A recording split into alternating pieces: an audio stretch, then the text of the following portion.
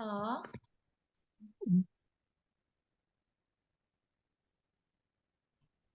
Halo Kak Eka, silakan. sudah kelihatan ya? Nggak kelihatan di layar. Udah kelihatan kayak Kak. Bentar, oke, sudah. Oke, halo semuanya, selamat siang. Eh, Bismillahirrahmanirrahim. Assalamualaikum warahmatullahi wabarakatuh. Selamat siang semuanya. Semoga rekan-rekan di sini senantiasa dalam keadaan sehat dan bahagia. Selamat datang di kelas webinar kelas menulis cerita tanpa konflik yang akan diisi oleh Kak Sony sebagai founder dari Klinik Nulis dan Penulis. Kami ucapkan terima kasih banyak kepada rekan-rekan semua yang telah antusias mengikuti acara pada kelas pada siang hari ini. Saya Eka Putri selaku pembawa acara dan moderator yang akan memandu seluruh rangkaian pada siang hari ini akan sedikit memberitahu beberapa agenda pada siang hari ini. Yang pertama nanti ada materi dari Kak Sony, materi pertama yaitu menulis cerita tanpa konflik, kemudian nanti akan dilanjut dengan membahas film dan novel yang telah direkomendasikan di postingan Instagram Klinik Nulis, kemudian dilanjut dengan materi kedua yaitu mengenal struktur kosoton Tenketsu. Kemudian materi ketiga memahami kebudayaan Asia berkaitan dengan cerita. Nah, kemudian kita ada kuis ya, kita ada 10 pertanyaan kuis. Jadi nanti dimohon teman-teman mempersiapkan website maupun aplikasi Quizizz. Kemudian nanti dilanjut dengan sesi tanya jawab dan diskusi bersama Kak Sony. Dan yang terakhir foto bersama. Nah, sebelum saya persilakan Kak Sony untuk sambutan dan lanjut mengisi materi yang pertama. Saya akan mengingatkan dulu kepada teman-teman untuk mengikuti giveaway kelas pada siang hari ini. Nah, untuk informasi lebih lanjutnya, kalian bisa cek postingan Instagram Klinik Nulis. Oke, untuk Kak Sony, langsung saja saya persilakan untuk memberikan sedikit sambutan dan nanti dilanjut dengan pemaparan materi. Terima kasih. Bismillahirrahmanirrahim. Assalamualaikum warahmatullahi wabarakatuh. Teman-teman, terima kasih sudah bersedia join di kelasnya Klinik Nulis hari ini. Perkenalkan, saya Sony, selaku orang yang dipercaya untuk menjadi mentor pada materi kita hari ini. Sepertinya kita langsung aja ya, mulai masuk ke slide ya Kak Eka ya. Biar efektif juga. Silakan. Oke.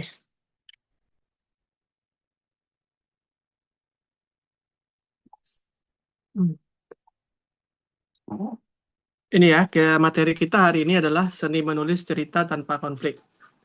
Tanpa konflik, kisahmu tetap menarik. Selanjutnya aja, Kak Eka, siapa yang megang? Yang megang Lanjutin. Saya. Oke. Ya, ini untuk dibaca aja ya, nggak perlu saya jelaskan lebih lanjut. Bisa dibaca aja nanti di materi. Lanjut. Oke, sebelum kita masuk ke materi, kita coba bicara sedikit tentang struktur cerita. Struktur cerita itu secara sederhana adalah sebuah kerangka yang menyusun sebuah cerita. Kalau ibaratkan ini semacam skema lah yang akan dibuat oleh seorang penulis itu untuk menuliskan ceritanya. Dia mau seperti apa ceritanya. Kalau di sepak bola biasanya pakemnya, formasinya seperti apa. Kalau dibawa ke pemerintahan biasanya itu semacam sistem pemerintahannya seperti apa gitu. Sistemnya seperti apa cerita yang mau dibuat. Bagaimana sih kerangka ceritanya. Sehingga ketika seorang penulis itu tahu kerangka ceritanya, maka dia sudah bisa membagi plot-plot dari ceritanya itu. Dia udah tahu kapan harus mengenalkan tokoh, kapan situasi di dalam cerita itu masuk ke dalam konflik, kapan konflik besarnya terjadi, kapan konfliknya mulai mereda, dan kapan kesimpulan dari cerita itu harus ditampilkan. Itu secara sederhana struktur ceritanya. Biasanya kita kalau waktu di sekolah dulu belajarnya kan perkenalan, orientasi, terus klimaks atau pertentangan, lalu penyelesaian. Ini struktur yang paling sederhana, yang paling familiar dengan kita. Boleh dilanjut?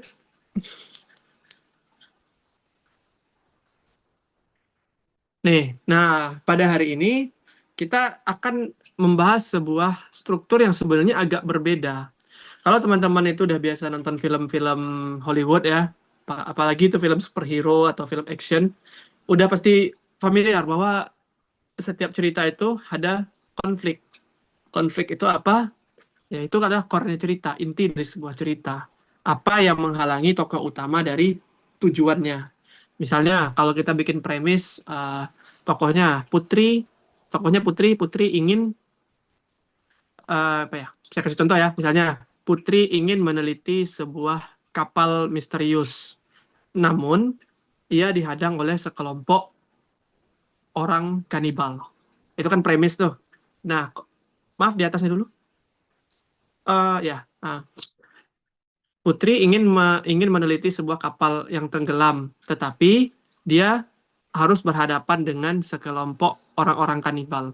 Konfliknya apa? Konfliknya adalah ketika tujuan Putri itu diganggu oleh sekelompok orang yang kanibal. Jadi dia harus menghadapi kanibal itu. Ada pertentangan, ada tokoh antagonisnya, ada semacam perang lah dalam cerita itu. Dan itu yang akan menjadi core utama, inti ceritanya itu. Inti dari cerita premis tadi adalah pertarungan Putri dengan sekelompok orang-orang kanibal tadi. Putri ingin meneliti sebuah kapal, maka dia harus lebih dulu berhadapan dan mengalahkan si orang-orang kanibal tadi. Itu ya secara sederhana. Nah, lanjut slide-nya. Nah, hari ini kita akan belajar bagaimana sih sebuah cerita itu tanpa konflik. Apakah mungkin? Mungkin kalau teman-teman pernah ngambil kelas nulis, itu kalau sempat teman-teman bikin cerita nggak ada konflik, pasti mentornya bakal langsung nunjuk tuh. Konfliknya mana? Mana konfliknya? Ini kok dia udah masuk ke bab 2 kok konfliknya nggak terasa? Mana nih langkah-langkah menuju konfliknya? Kalau konflikmu nggak ada, kamu mau jual apa? Kamu mau ceritain apa? Nah, itu bukan pendapat yang salah kalau kita memang mengacu kepada konsep film. Bahkan kalau kita bicara struktur tadi, mungkin teman-teman yang udah terbiasa nulis ya, pasti udah kenal dong struktur 3 babak yang seperti dijelaskan yang di awal tadi. Juga sekarang mungkin ada yang lagi tren itu struktur save the cat yang kayaknya banyak banget tuh diajarin di mana-mana itu kalau ada kelas nulis pasti diajarin tuh save the cat, pakai save the cat. Karena itu save the cat itu adalah sebenarnya struktur filmnya Hollywood. Biasanya film-film Hollywood pakai struktur itu terus diadaptasi ke dalam tulisan. Itu ada bukunya dan itu bukunya bestseller banget. Nah, kali ini kita akan ngebahas bagaimana sih sebuah cerita itu bisa ditulis tanpa konflik. Nah, ini ya, seperti saya jelaskan tadi, konflik adalah core, inti dan reaktor dari sebuah cerita. Konflik adalah peristiwa yang mengguncang keseimbangan hidup tokoh, memaksanya bereaksi, mengambil keputusan, dan akhirnya berubah menjadi sosok yang berbeda. Kalau nonton Avengers, di awal, Tony Stark itu siapa? Lalu ketika udah berhadapan dengan Thanos, ini yang terjadi, dan ketika selesai berhadapan, dia berubah menjadi sosok yang berbeda. Gitu kan, itu yang paling sederhana. Nah, tapi tanpa konflik di sini, bagaimana sih sebuah cerita itu berjalan nggak ada tokoh yang disiksa gitu, nggak ada tokoh yang benar-benar dianiaya atau harus membuat si tokoh itu menaklukkan tantangannya sebagaimana yang biasa kita kenal. Pokoknya kalau teman-teman yang udah rajin ikut kelas nulis pasti tahu lah, konflik selalu konflik. Bahkan di bab 1 sudah dianjurkan untuk menulis konflik di awal, memberikan gambaran konfliknya seperti apa, langsung masuk ke gambaran konflik. Nah, apakah mungkin sebuah cerita itu ditulis tanpa konflik? Jawabannya mungkin. Nah, coba dilanjut ke slide-nya. Nah, ketika sebuah cerita itu tidak mengandung konflik, maka akan ditanyain lagi, terus kalau nggak ada konflik, yang kamu jual apa? Terus tokohnya bakal apa? Apa ceritanya bakal datar, hanya menceritakan kehidupan sehari-hari dari tokoh itu? Enggak ya. Jadi di sini cerita tanpa konflik itu adalah cerita yang tokoh utamanya tidak digerakkan oleh peristiwa besar atau sesuatu yang mengguncang kehidupannya atau pusaran yang mengharuskan dia masuk ke dalam itu. Konflik itu kan begini, kita kita bahas sedikit konsep dasar konflik. Konflik itu adalah suatu peristiwa besar yang menghalangi tujuan utama seorang tokoh, yang tokoh tersebut tidak bisa mengelak dan tidak bisa menghindar dari konflik tersebut. Kayak yang tadi, si putri ingin menyelidiki sebuah kapal yang tenggelam, tetapi di dalam penyelidikan itu dia harus berhadapan dengan manusia kanibal. Dia nggak bisa menghindari itu karena dia nggak tahu sebelumnya kalau di dalam sekitar kapal yang tenggelam itu tinggallah sekelompok orang-orang kanibal gitu. Dia udah sampai di sana, dia sedang meneliti, dia dihalangi oleh orang-orang kanibal. Dia nggak bisa mundur lagi. Kalau dia mundur, dia diserang. Kalau dia maju, ya dia harus berhadapan dengan manusia kanibal tadi. Itu nggak bisa dielakkan. Nah, ketika cerita itu nggak mengandung konflik, maka apa sih yang mengubah tokoh itu? Apa yang akan menjadi nilai jual dari sebuah cerita ketika konfliknya nggak ada? Melainkan suasana, kenangan, pengalaman batin, atau emosinya tokoh tersebut. Bukan konflik nih yang mengubah tokoh, tapi tokoh itu berubah karena dirinya sendiri. Jadi begini, eh ya kalau sebuah cerita itu nggak lagi mengandung konflik sebagai aktor utama, logika ceritanya itu akan berbeda. Secara sederhana, memang kita udah tahu lah ya, konflik itu yang mengubah tokoh itu. Konflik itu yang membuat si tokoh berubah. Tetapi konflik itu adalah sebuah tantangan ya yang harus ditaklukkan. Kayak tadi yang saya bilang, harus masuk, harus berhadapan, dan nggak bisa dihindari. Maka satu-satunya jalan adalah mengalahkan konflik itu. Apa yang menghalangi tokoh dari tujuan utamanya? Maka si tokoh harus mengalahkannya. Apapun lah itu. Coba kita bahas film, misalnya film The Dark Knight. The Dark Knight, ada yang pernah nonton The Dark Knight? The Dark Knight, Batman, The Dark Knight. The Dark Knight itu tujuan utama dari si Batman adalah memberantas kejahatan di kota Gotham. Tapi dia dihalangi oleh Joker. Karena Joker itu sudah merusak kota dan dia sudah masuk ke dalam kehidupan pribadi Bruce Wayne, mau tidak mau dia harus mengalahkan Joker. Bagaimana cara dia menaklukkan Joker? Dia harus berhadapan, mau tidak mau, dia nggak bisa menghindar. Nah, dalam struktur cerita tanpa konflik, tokoh-tokoh jahat seperti ini biasanya nggak ada yang akan menghalanginya. Tetapi bagaimana membuat sebuah cerita itu menarik ya? Penulisnya harus mampu memberikan suasana, kenangan, pengalaman batin, atau emosi yang bisa mengubah tokoh tersebut. Nanti kita belajar strukturnya itu seperti apa. Nanti dalam cerita seperti ini, kita akan mendapati bahwa tokoh itu mendapat pergeseran makna dan kesadaran. Boleh dilanjut slide-nya? Nah, ini Kisho Tenketsu. Jadi saya lanjutkan dari yang tadi sedikit sebelum kita masuk ke struktur ini. Saya terlalu cepat nggak ngomongnya? Bisa dimengerti nggak, Kak? Kalau ada yang nggak bisa mengerti, boleh di komen aja. Karena saya kadang kalau ngomong agak cepat.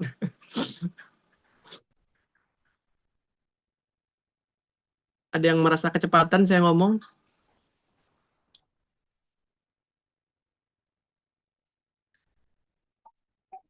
Aman, oke. Kalau ada yang ngerasa kecepatan, bilang aja ya. Aman ya, selanjut ya. Cerita-cerita yang tanpa konflik itu mengajak pembaca untuk reflektif, untuk memahami bagaimana tokoh mengalami hidup itu sendiri. Jadi tokohnya akan seperti apa, pembaca diajak untuk bisa menikmati itu semua. Kita nggak akan lagi bicara konfliknya, perangnya seperti apa, bagaimana tantangannya, nggak. Kita bicara gimana pembaca bakal menikmati cerita kita. Kenapa pembaca harus ngebaca cerita kita? Gitu. Biasanya kalau cerita-cerita yang tanpa konflik itu berasal dari biasanya Asia Timur ya, Jepang terutama, mungkin yang paling akrab dengan kita. Kayak tadi kan kemarin di flyer itu ada direkomendasikan beberapa bacaan dan film animenya memang kami pilih kemarin dari Studio Ghibli semua, karena anime dari Studio Ghibli itu sangat mewakili struktur Kisho Tenketsu ini, karena mereka nggak berfokus pada tantangan dari tokoh utama. Ada yang pernah nonton, udah ada yang pasti ya yang pernah baca cerita tersebut dan udah nonton. Nanti kita bahas itu di materi ketiga. Oke, Kisho Tenketsu, boleh dilanjut? Tadi kita udah mengenal ini ya, struktur cerita 3 babak, terus ada struktur Save the Cat. Nah, ini kita akan bicara tentang struktur Kisho Tenketsu. Kisho Tenketsu ini struktur cerita yang berasal dari Asia Timur. Asia Timur itu apa aja negaranya? Ada yang tahu? Ya, kalau komentar apa aja tuh negara Asia Timur?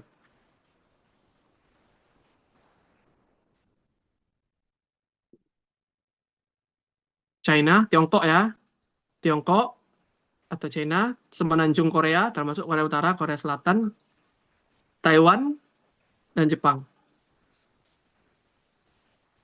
Oke, tapi Kisho Tenketsu itu sebenarnya berasal dari China. Sedangkan kata Kisho Tenketsu itu bahasa Jepang. Terdiri dari 4 babak: Ki, pendahuluan; Sho, pengembangan; Twist, pelintiran; dan Ketsu. Nih slide-nya agak salah nih. Pelintiran itu ten harusnya. Ten dan Ketsu. Bagi 4. Kisho, Ten, Ketsu. Itu kata dalam bahasa Jepang. Kanjinya ada 4. Nggak usah kita bahas kanjinya. Oke, lanjut. Diagramnya. Nah, Kisho Tenketsu Ki itu adalah perkenalan. Biasanya kita dikenalkan dulu tokohnya tuh. Diantar tokohnya ini tokohnya si Anu. Lalu show, development, dikembangin. Tokohnya kenapa, tokohnya bagaimana, tokohnya mau kemana. Lalu ada ten, twist. Twist di sini bukan plot twist yang seperti di cerita-cerita barat, yang plot twist itu akhirnya nggak disangka-sangka, nggak. Twist di Kisho Tenketsu itu adalah pergeseran cerita yang membuat si tokoh itu bukan hanya tokoh, membuat si tokoh dan pembaca itu memberi mendapatkan makna yang berbeda dari cerita itu. Lalu conclusion, disimpulkan. Jadi gini, sebagian besar kita tuh kan kalau membuat cerita itu akan fokus tuh ke apa yang akan kita kerjakan dengan cerita kita. Tokohnya kayak yang di awal tadi, tokohnya ingin mencapai suatu tujuan, terus dihalangi oleh sesuatu yang tidak bisa ditolak. Semacam struktur tadi kan. Nah, tapi ketika kita menulis dengan Kisho Tenketsu, kita memang harus memulai dari kenapa cerita itu harus kita sampaikan. Kenapa cerita itu harus kita ceritakan. Kenapa cerita itu harus kita tulis. Nah, Kisho Tenketsu ini memberikan kita paradigma baru bahwa sebuah cerita itu bukan hanya tentang pertentangan atau duel yang harus dimenangkan, tapi juga tentang penerimaan. Nah, orang-orang Jepang itu biasanya tidak menganggap dunia ini sebagai sesuatu yang harus ditaklukkan, melainkan sesuatu yang harus diterima apa adanya. Konsepnya mono no aware, bahwa segala sesuatu tidak kekal. Ada lagi konsep estetikanya wabi-sabi, bagaimana menganggap ketidaksempurnaan adalah sebuah kesempurnaan gitu. Jadi dalam konsep cerita Asia Timur, terutama Jepang, itu mereka nggak menjadikan konflik itu sebagai sesuatu yang harus ditaklukkan. Dunia itu bukan nggak harus ditaklukkan, tapi diterima. Mungkin kalau yang pernah belajar kebudayaan Jepang akan paham nih, ada namanya konsep gamang. Gamang itu kalau dalam bahasa Indonesia artinya sabar. Konsepnya konsep ketabahan, bahwa semua penderitaan, semua rasa sakit itu diterima dulu. Mirip sama konsepnya Islam ya. Kalau di Islam kan kalau ketika terjadi sesuatu itu sabar dulu. Ya gitu. Kita lanjut slide selanjutnya, nanti kita jelaskan bagannya. Oke nih. Ini contoh struktur Kisho Tenketsu tadi. Dari Ki kita belajar tentang karakter, pengantar karakternya. Dikenalkan dulu tempatnya, waktunya, dan sebagainya yang berkaitan dengan perkenalan. Show, penjelasan lebih lanjut dari perkenalan itu, mengarahkan pembaca nanti kepada ten to twist. Twistnya itu adalah perubahan yang tidak disangka, yang membelokkan cerita, sehingga menghasilkan pergeseran makna, bukan pertentangan. Dan yang terakhir, Ketsu, kesimpulan yang membuat tokoh itu berdamai dengan keadaannya. Ini contohnya. Putri ingin menjadi seorang aktris, pemeran ratu pada sebuah drama. Show, Putri ikut audisi pencarian bakat casting. Ten, Putri ternyata dipilih untuk memerankan dukun kerajaan. Malah sahabatnya yang terpilih memerankan ratu. Nah, di sini kita lihat nih. Twistnya adalah ternyata walaupun si Putri itu kepengen memerankan ratu dan dia udah ikut casting, ternyata ketika casting dia dipilih malah menjadi dukun, bukan jadi ratu. Sesuatu yang bertolak belakang kan, dari posisi yang benar-benar paling atas gitu jadi ratu, tiba-tiba harus jadi dukun kerajaan. Itu kan nggak disangka. Nah, tapi apakah Putri menolak itu? Putri melawan? Enggak. Putri menyadari bahwa dia lebih cocok tampil misterius daripada anggun sebagaimana seorang ratu. Itu kisah Tenketsu. Coba slide selanjutnya kita bandingkan tadi dengan cerita yang ada konflik. Nah, kalau struktur 3 babak, seperti ini jadinya. Putri ingin memerankan ratu kerajaan pada sebuah drama. Saya ambil struktur 3 babak ya, karena ini yang paling akrab di kita. Babak 2-nya, ia mendapati sahabatnya menjadi pesaing dirinya. Putri merasa terancam dan dia bertekad mengalahkan sahabatnya. Babak 3, Putri kalah. Ia harus menerimanya dan bertekad akan mengalahkan sahabatnya di lain waktu. Begitu. Ada pertanyaan nggak sampai di sini? Masih ada contoh nggak setelahnya itu? Saya lupa. Oke, nanti ini praktek aja. Lanjut tadi, contoh tadi. Ada pertanyaan sampai di sini? Biar lebih interaktif ya kelasnya. Jadi nggak saya ngomong terus gitu. Takutnya saya offset kalau ngomong, kebanyakan ngomong.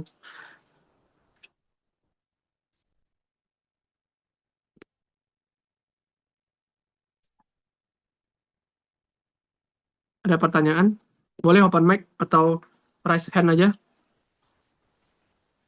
Apakah ada yang mau bertanya? Silakan.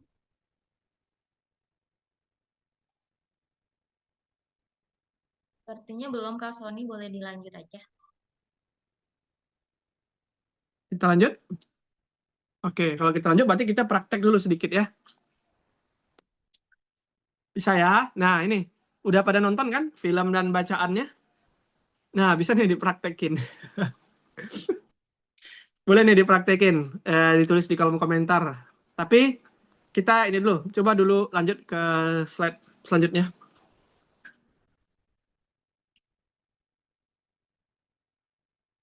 Nah, ini. Atau saya kasih contoh satu lagi gimana? Saya kasih contoh satu lagi lah ya, bagusnya. Ntar saya tulis di ini ya, di chat sambil teman-teman. Saya kasih contoh satu lagi deh dengan struktur ini.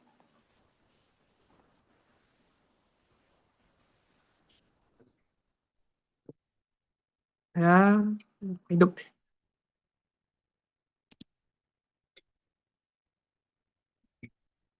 Saya coba kasih contoh.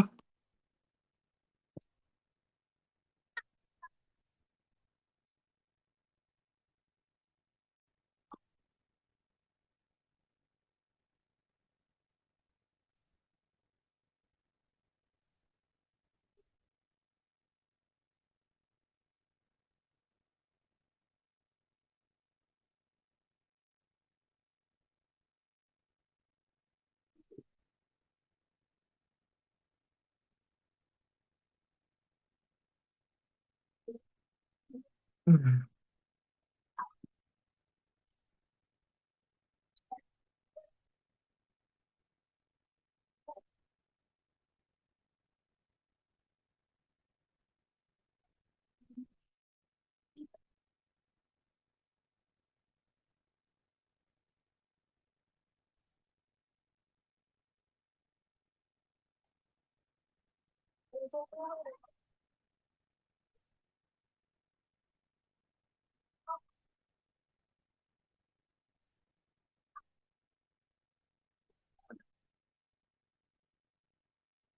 Tuh, itu saya tulis ya di kolom komentar. Kisho Tenketsu. Strukturnya. Fatimah ingin ke pasar membeli buah. Sho, ia berhenti di kios penjual apel. Ten, saat akan pulang motornya rusak. Itu twistnya. Karena kan nggak disangka. Dia nggak nyangka kalau motornya bakal rusak saat dia pulang. Ketsu kesimpulan. Ada seorang pria membantu dia. Fatimah bahagia dan yakin bahwa banyak orang baik di dunia ini. Kalau struktur 3 babak, kita pakai ke cerita tadi, berarti pertamanya Fatimah ingin pergi ke pasar membeli buah, naik sepeda motor. Terus konfliknya, motornya rusak, coba perbaiki, tapi nggak bisa. Hari makin sore, cari bengkel, nggak ada yang buka. Terus dia harus cari ke sana kemari orang yang mau menolong dia. Kesimpulannya, ada seseorang yang tidak dikenal menolong Fatimah. Dan setelah itu Fatimah berjanji bahwa setiap kali dia pergi dengan motor, dia akan memeriksa motornya terlebih dahulu. Gitu. Bisa dipahamin teman-teman? Ada pertanyaan nggak sampai di sini sebelum kita masuk ke ini ke materi selanjutnya? Monggo ya.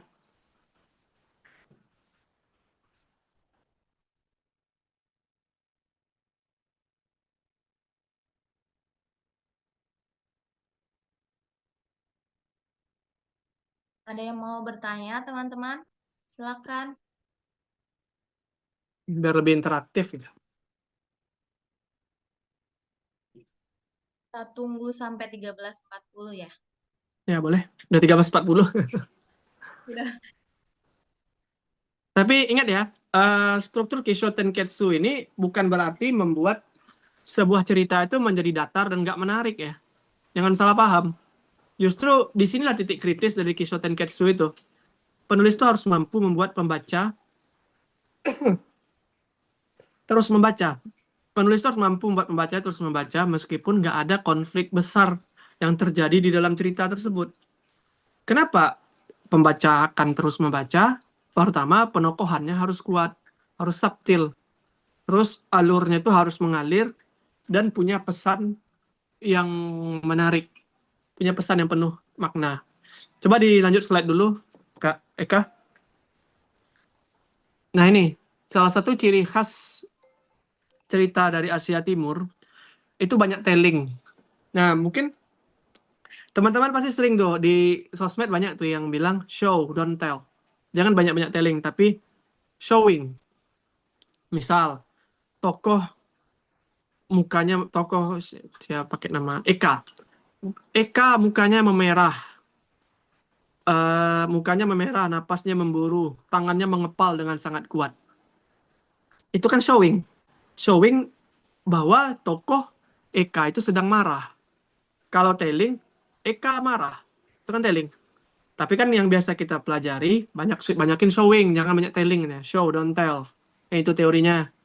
Berarti tunjukin Eka itu marah tanpa menyebutkan dia marah.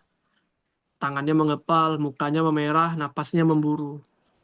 Itu kan showing. Nah, kalau dalam struktur cerita Asia Timur, itu tellingnya justru lebih banyak.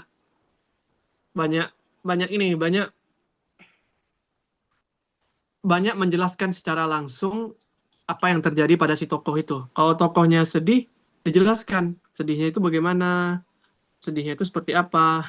Sedih karena kucingnya mati, sedih karena uangnya hilang. Begitu kalau di di cerita Kisho Tenketsu, cerita-cerita Asia Timur.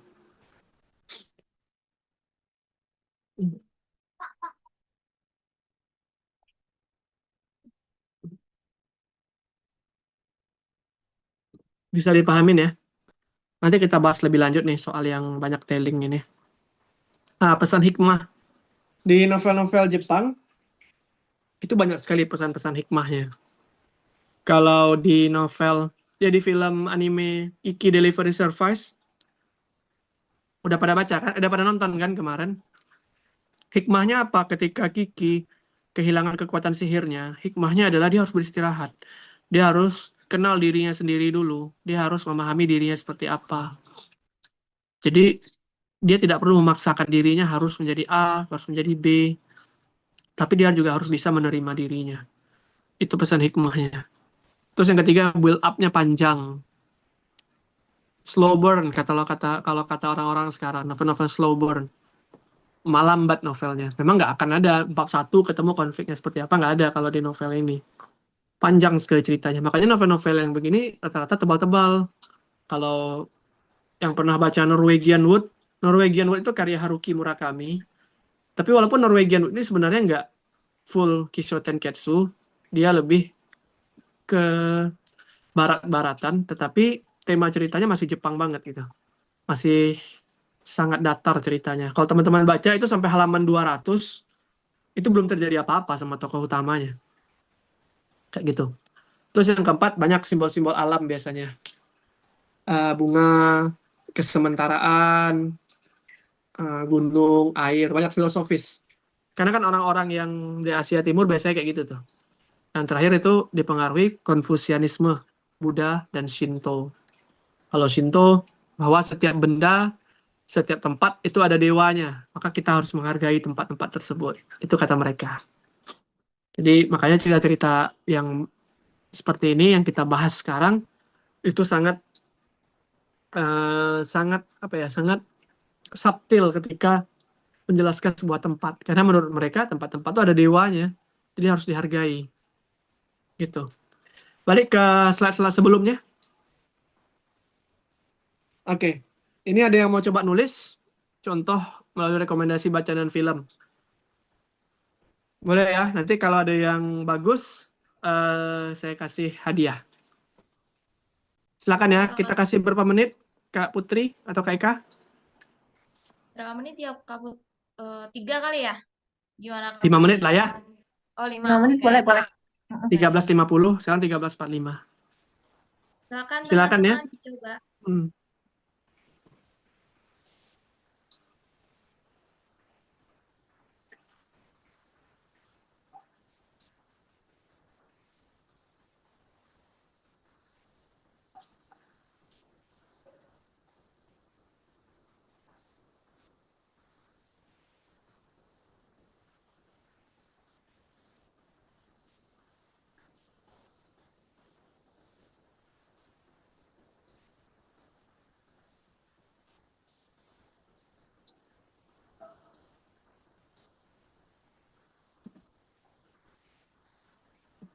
Ya, siapa yang bagus ntar aku kirimin satu novel ya.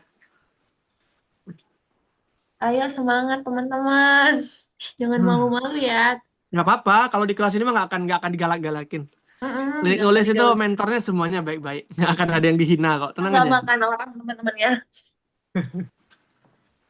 Kita sama-sama belajar, justru ketika kita belajar, ketika kita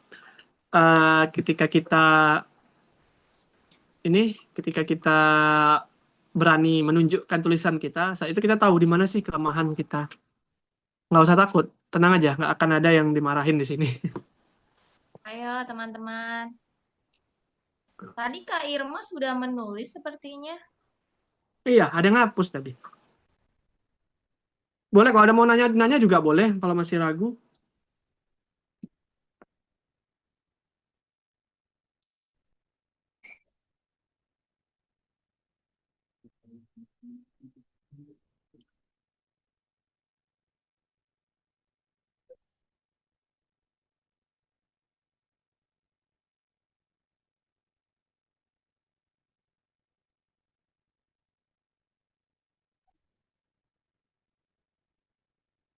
Oke, Kak Irma. Silakan dilanjutkan dulu ya.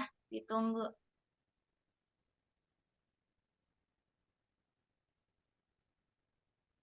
Ada Kak Sony, ada yang bertanya. Oh, Kak Soninya lagi pergi. Ini contohnya harus berdasarkan bacaan atau film yang sudah ada ya, Kakak? Sepertinya nggak harus berdasarkan bacaan, Kak. Ya, ya, Kak Putri. Boleh melalui rekomendasiin bacaan atau film yang udah direkomendasiin tadi, atau kalau misalnya teman-teman mau tulis sendiri dengan seperti contoh yang Kak Sony contohin di kolom komentar, boleh kok teman-teman. Boleh. Kalau ada yang mau Mm. ngasih dari bacaan sendiri boleh. Dari film lain juga boleh. Nggak mesti yang direkomendasiin kok. Kalau memang mau buat sendiri ceritanya lebih bagus lagi. Ntar tinggal dibimbing jadi novel. Berani aja. Ada banyak nih pesertanya.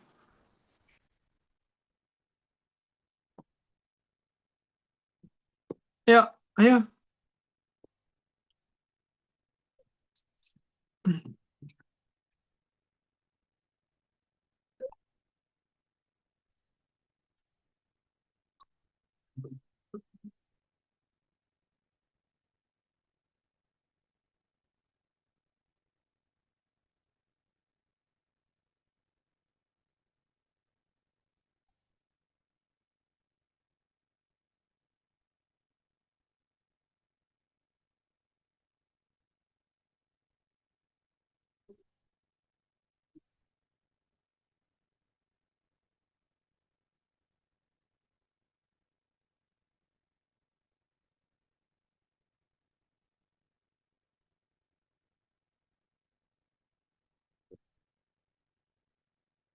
Ya, ada nggak nih? Ayo teman-teman, jangan malu-malu nih, tinggal 1 menit lagi. Ayo Kak Irma tadi udah ngetik, kita tunggu lanjutannya.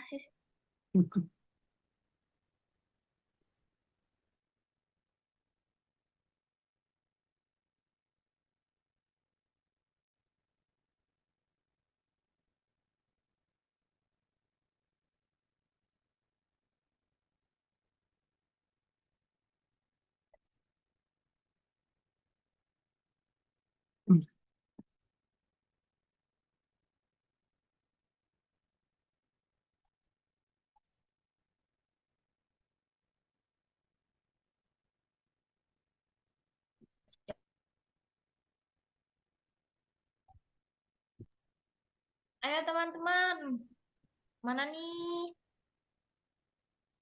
Ayo yang mau dapat hadiah dari Kak Sony untuk 1 orang aja ya, Kak. Ya, 1 orang aja. Satu Cepat dan novel. tepat Dan dong ya. yuk kita tunggu nih, sudah 13.50. Kalau nggak ada, jadi tugas aja. Oh, nih ada Kak Ah, ada Irma. nih. Ada lagi? Apakah ada lagi?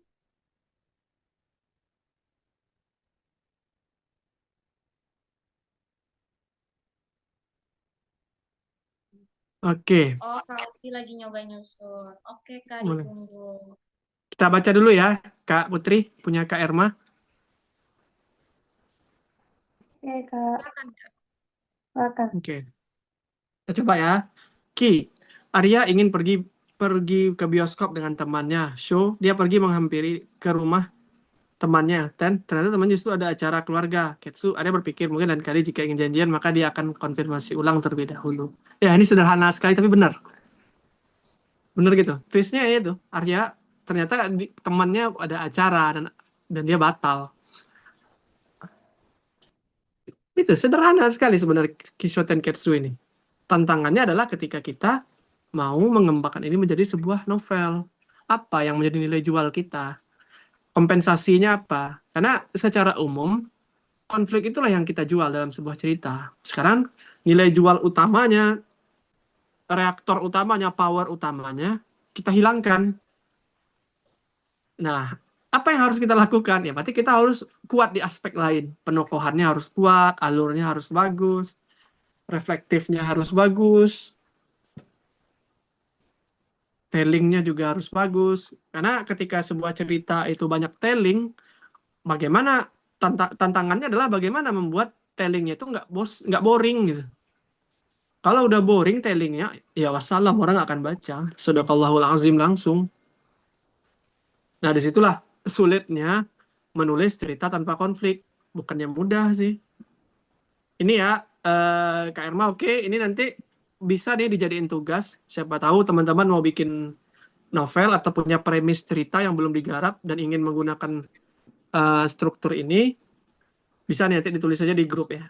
Boleh ya Kak Putri ya? Silakan teman-teman. Nanti ditulis jadi grup aja kalau ada yang mau. Kita lanjut dulu ya. Yang Oke. selanjutnya, kita lanjutkan pembahasan tentang yang tadi, ciri-ciri ceritanya tadi. Oke.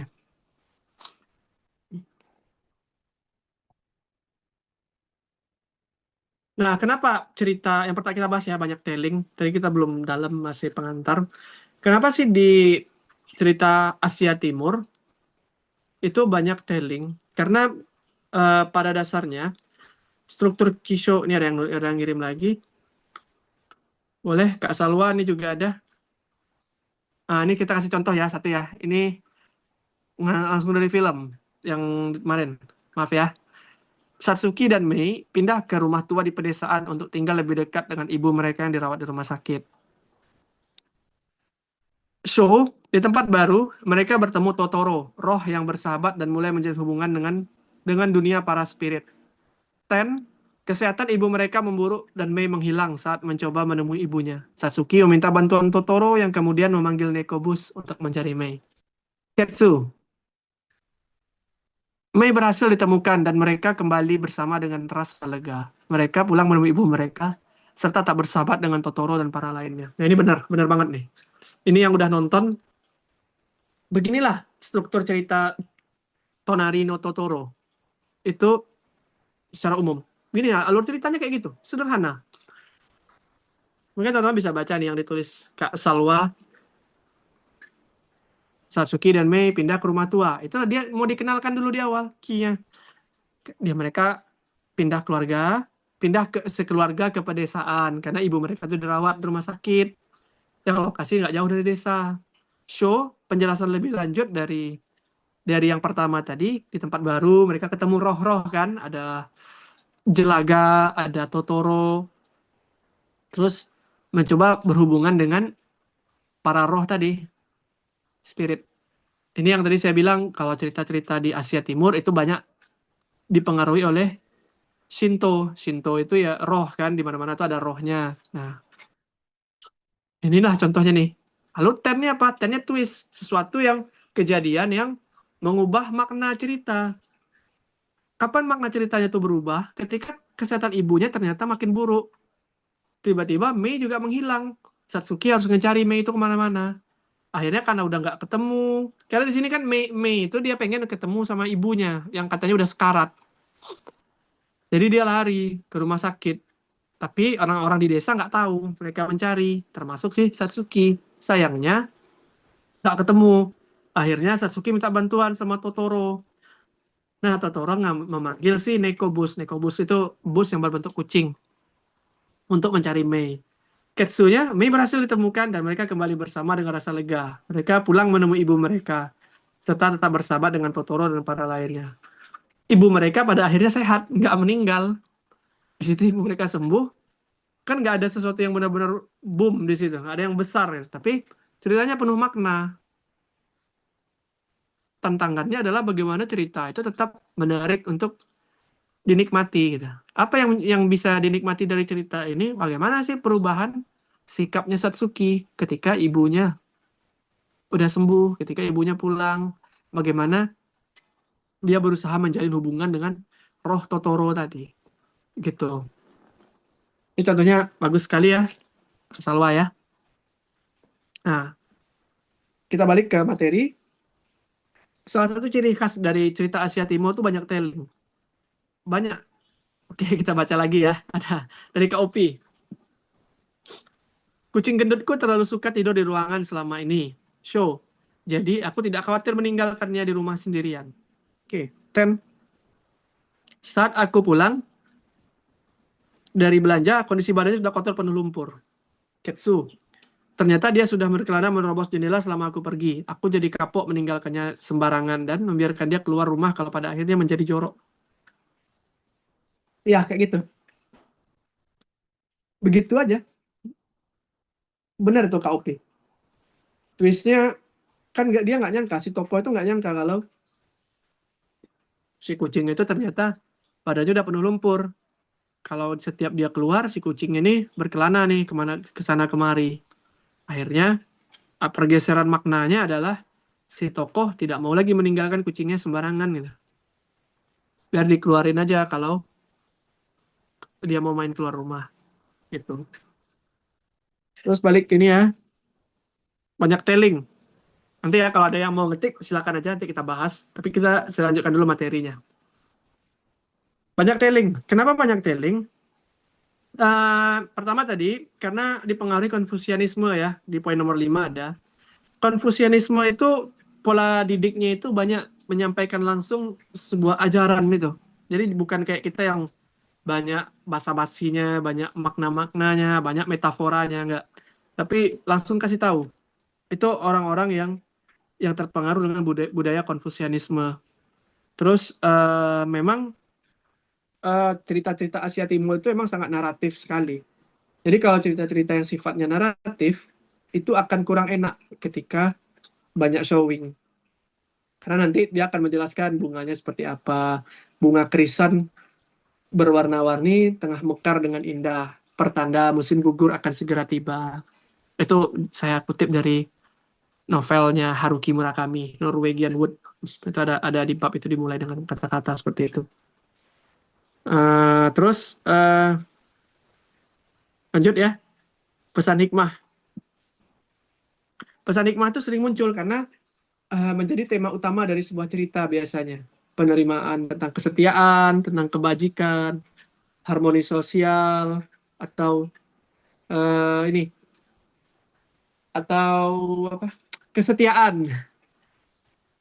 Contohnya pesan hikmah. Contohnya tuh yang di novel Norwegian Wood ya.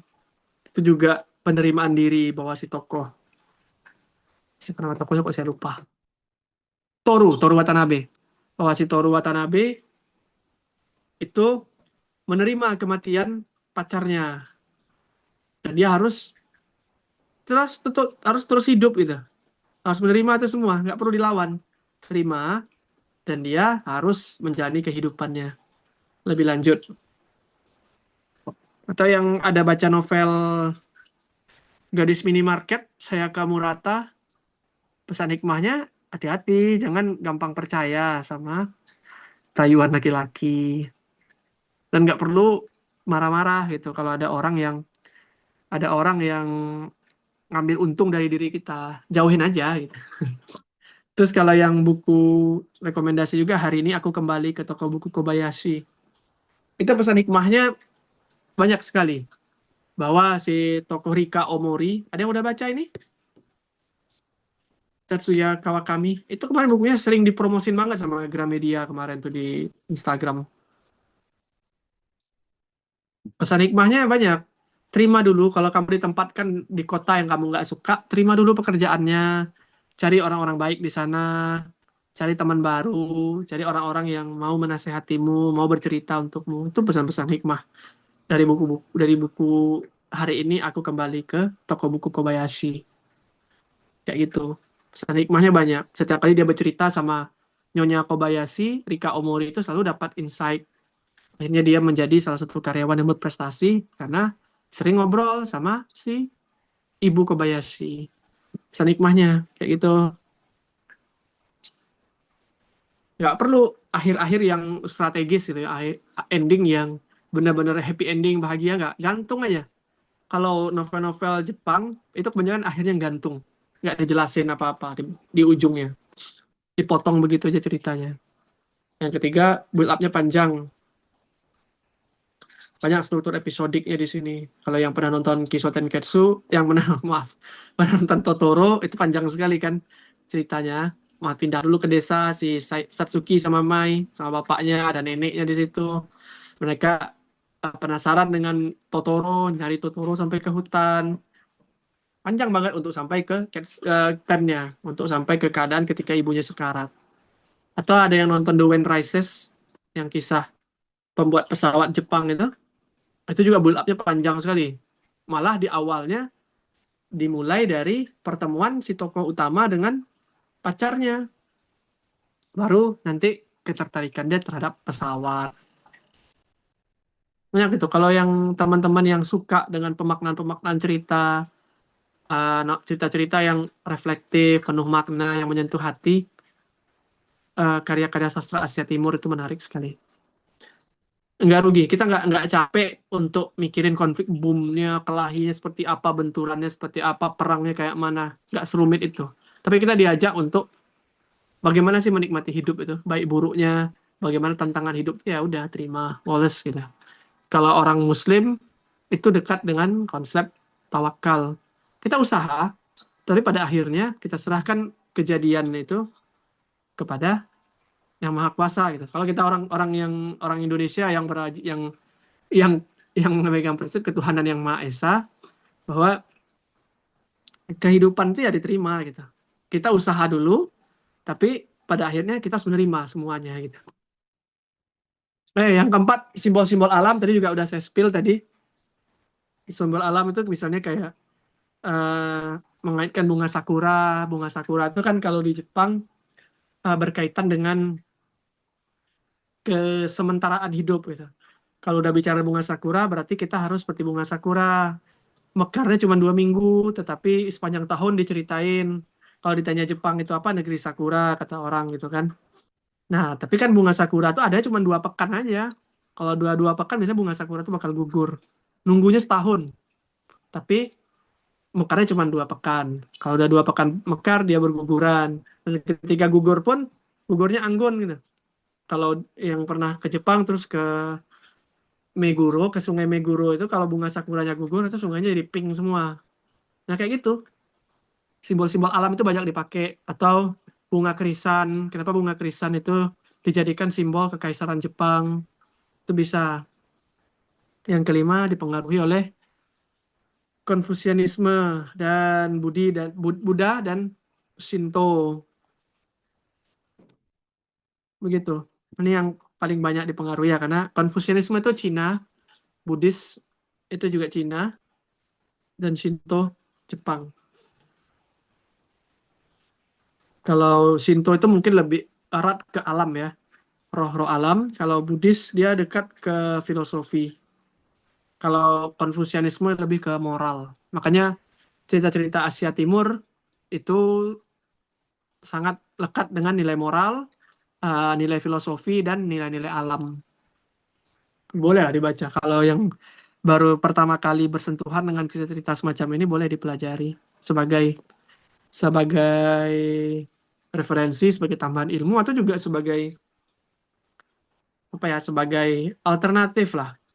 Karena memang kenapa kelas ini saya adakan juga kemarin juga salah satunya saya jenuh dengan kelas-kelas menulis yang ada itu. Apa-apa konflik. Di sini suruh konflik. Baru 2 bab kalau ceritanya nggak menarik, mentornya bilang ceritamu nggak menarik, konfliknya nggak ada. Lagi-lagi konflik. Padahal nggak selamanya kita menulis itu kepengen membahas yang berat-berat gitu. Bahkan sekarang itu kan lagi ngetren ya buku-buku self healing, healing fiction. Nah, healing fiction itu paling enak pakai struktur ini. Kita nggak perlu mikirin beratnya, nggak perlu menjadikan masalah si tokoh itu sebagai hal yang harus diulang-ulang, harus dijadikan patokan gitu. Jadi kita bisa menggunakan struktur ini supaya kita lebih damai gitu. Ya. Sampai sini ada pertanyaan?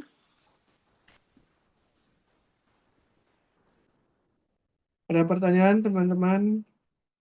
Silakan teman-teman yang ingin bertanya. Kak Sony, ada yang Kak Melda sudah menulis tuh, boleh di preview dulu. Oke, kita lihat ya.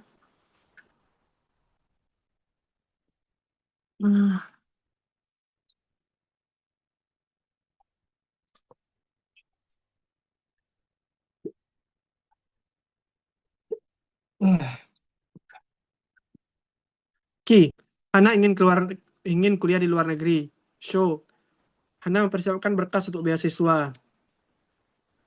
Ternyata nggak lulus di beasiswa. Ketsu nggak jadi kuliah di luar negeri, ia malah diterima menjadi guru. Ia bersyukur karena menjadi guru membuat ia menjadi bahwa yang sebenarnya dia ingin adalah memberi banyak manfaat untuk adik. Ya, benar.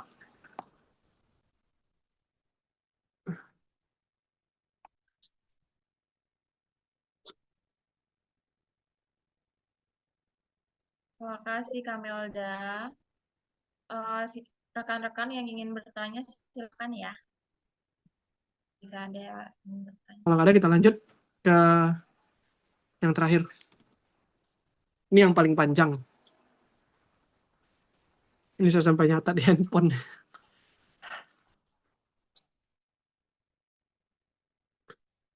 Ya, kita baca poin-poinnya dulu. Kebudayaan Asia Timur, khususnya Jepang, memiliki hubungan yang erat dan saling mempengaruhi dengan karya sastranya. Cerita-cerita klasik Jepang, bahkan modern, banyak mencerminkan nilai-nilai Konfusianisme, Buddha, dan Shinto. Udah jelasin ya tadi ya. Juga dipengaruhi oleh konsep estetika, mono no aware, rasa sedih akan kefanaan. Orang Jepang itu sangat menghargai yang namanya kesementaraan ya. Kita belajar sedikit dengan kebudayaannya, bahwa segala sesuatu itu fana. Semuanya akan hancur. Semuanya sementara dan gak lama. Wabi-sabi, kesempurnaan dalam ketidaksempurnaan. Orang Jepang itu punya prinsip bahwa segala sesuatu ini di dunia ini nggak sempurna. Tapi ketidaksempurnaan itulah yang sebenarnya membuat hidup itu sempurna. Karena kita tidak sempurna, kita belajar. Karena kita tidak sempurna, kita terus memperjuangkan apa yang kita inginkan. Karena kita itu nggak sempurna, kita terus memperbaiki diri. Jadi semua itu harus dihargai. Dan juga terakhir Ichigo Ichie ini Kalau teman-teman ke Jepang atau ketemu sama orang Jepang, kebanyakan ketika ditanyakan apa sih idiom atau konsep estetika yang mereka sukai, mereka akan jawab Ichigo Ichie. Kalau pergi ke kedai-kedai teh tradisional Jepang, itu mereka paling senang memajang shodo. Shodo itu kaligrafi ya. Kaligrafi Ichigo Ichie ini. Itu kalau secara bahasa artinya ichi itu satu, Ichigo satu waktu, Ichie satu pertemuan. Satu waktu satu pertemuan kalau secara bahasa. Tapi kalau secara makna bahwa setiap pertemuan hanya terjadi satu kali. Jadi orang-orang Jepang itu sangat menghargai waktu karena bagi mereka segala sesuatu yang terjadi hanya akan terjadi satu kali. Jadi kalau misalnya hari ini kita hangout sama teman kita, oke, saya hari ini hangout sama Kak Fatimah, Kak Putri. Maka hangoutnya saya dengan mereka itu hanya akan terjadi sekali. Belum tentu besok kami masih bisa bertemu. Dan kalaupun besoknya kami bakal bertemu lagi, maka partikular momennya itu udah nggak akan sama lagi. Jadi makanya ketika ini memberikan pengaruh kepada cerita sastra mereka, akan banyak pesan-pesan yang mengajak kita untuk menikmati waktu, menikmati momen gitu. Bahkan kalau yang pernah baca novel yang tadi, hari ini aku kembali ke toko buku Kobayashi, Rika Omori itu pada akhirnya sangat menghargai waktu-waktu dia berbincang dengan Nyonya Kobayashi, Ibu Kobayashi. Terus di contoh rekomendasi novelnya juga apa aja kemarin tuh, saya malah lupa. Toto Chang. Toto Chang ini kalau kita ambil dari pengaruh tadi Ichigo Ichie, maka Toto Chang itu belajar bahwa momen dia di sekolah kereta itu nggak pernah lagi terulang seumur hidup mereka. Sampai penulisnya Tetsuko Kuroyanagi itu sekarang umur udah 90 tahunan, 90 tahun lebih. Dia sangat masih mengingat momen dia berada di sekolah kereta bersama kepala sekolah tersayang ya. Nama kepala sekolahnya siapa ya, nama kepala sekolahnya? Saya lupa. Ini buku yang bagus sekali yang untuk dibaca. Kalau yang lahir-lahir 90-an yang sekolahnya tahun 2000-an pasti tahu buku ini deh karena sering dijadiin contoh soal di buku di naskah ujian nasional biasanya. Saya waktu SMP ini jadi naskah ujian nasional ini. Bahwa makna ini yang akan ditekankan. Si Tetsuko ini menekankan bahwa si tokoh Toto Chang itu kan cerita dia sendiri itu. Bahwa sangat mencintai sekolahnya yang dibuat dari gerbong kereta. Dia mengenang sekolah itu dengan sangat mendalam. Itu momen yang nggak akan pernah terulang dalam hidup dia lagi. Sampai ketika Jepang dibom oleh Amerika, sekolah tersebut terbakar dan dia nggak bisa melanjutkan sekolahnya. Momen itulah yang harusnya hadir di dalam naskah cerita-cerita semacam ini. Jadi momen itu menyentuh hati pembaca dan juga membuat si tokoh utama itu terus mengenang momen tersebut. Kayak gitu. Kebudayaan Asia Timur itu memang sangat sangat kental ya dengan siap, maaf. Interaksi budayanya orang-orang Jepang itu juga sangat dekat. Selain dengan Cina, dengan Korea, mereka juga berinteraksi kebudayaan mereka itu dengan Barat. Kalau makin ke sini memang banyak penulis-penulis Jepang itu yang udah ke barat-baratan, termasuk Haruki Murakami. Haruki Murakami itu, walaupun dia orang Jepang, dia itu sangat modern sebenarnya, sangat barat ceritanya. Sangat tidak mewakili Jepang seutuhnya. Makanya Kenzaburo Oe, salah satu sastrawan senior Jepang juga itu sangat tidak suka kepada Murakami. Dia juga sering kritik Murakami. Sampai-sampai waktu itu Murakami pernah dapat penghargaan, dia langsung berikan penghargaan itu kepada Kenzaburo Oe gitu. Yang orang yang paling sering mengkritik dia. Ini yang jelas ketika kaitan kebudayaan ini dengan karya sastra, itu biasanya tuh seperti yang saya ceritain tadi, banyak ya semacam relasi harmoni dengan alam, terus pesan-pesan hikmahnya, pokoknya punya makna lah, banyak unsur reflektif. Sastra Jepang itu mulainya itu dari tradisi lisan sebenarnya ya. Karena Jepang itu, kenapa kita fokus ke Jepang? Karena memang ini yang mungkin paling akrab ya dengan kita ya. Mungkin kita nggak terlalu akrab dengan cerita-cerita China, Korea paling. Tapi Korea yang sekarang udah modern banget, udah ke barat-baratan. Saya bahas Jepangnya dulu. Jepang itu banyak dipengaruhi oleh Cina ya. Bahkan tulisan kanji Jepang itu juga diambil dari huruf-huruf Cina yang kemudian diadaptasi ke bahasa Jepang. Mungkin kalau teman-teman pernah makan ramen, ramen itu pasti kebanyakan kita bilang itu makanan khas Jepang. Nggak, ramen itu sebenarnya dari Cina, bukan dari Jepang. Jadi banyak eh, pengaruh dari Cinanya. Banyak kan cerita-cerita Jepang itu pada dasarnya dulu banyak berkaitan dengan mitologi dan folklore. Karena ya itu tadi ada ajaran Konfusianisme yang moral, Buddhisme, dan Shintoisme. Terus novel-novel Jepang itu pada umumnya banyak mencerminkan dinamika sosial dan filosofi budaya. Strukturnya itu eh, bukan plot linear gitu, alur pikir lebih subjektif. Jadi fokus kepada tokohnya gitu. Kan kalau kalau plot film Barat itu kan sangat linear sekali. A, B, C, orientasi, konflik, resolusi. Gitu. Pokoknya datar, bukan datar. Temanya sangat sangat strukturnya itu jelas gitu. Nah, kalau di orang-orang Jepang itu banyak sekali. Seperti yang tadi, tellingnya banyak, hikmahnya banyak. Jadi kalau dibuat grafik dia begini, gini. Nggak kayak yang jadi ciri khas dari novel-novelnya orang Barat gitu. Ada yang pernah baca buku-bukunya apa ya? Osamu Dazai atau Susaku Endo. Nah, itu juga semacam itu tuh ceritanya nah. Datar, tenang. Saya ada satu cerpen bukan novelet dari Jepang yang ditulis oleh Sakai Suboi, Buah Pohon Kesemek judulnya. Ceritanya cuman ceritain anak yang punya adik kembar.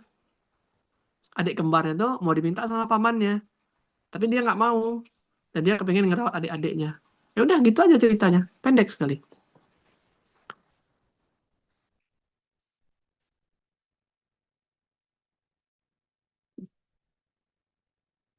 Jadi kejadian-kejadian di dalam cerita-cerita Jepang atau Asia Timur itu bukannya nggak dramatis atau boring gitu ya, tapi mereka cenderung subtil. Subtil itu bahasa Indonesianya, subtil itu lembut ya, lembut tenang gitu.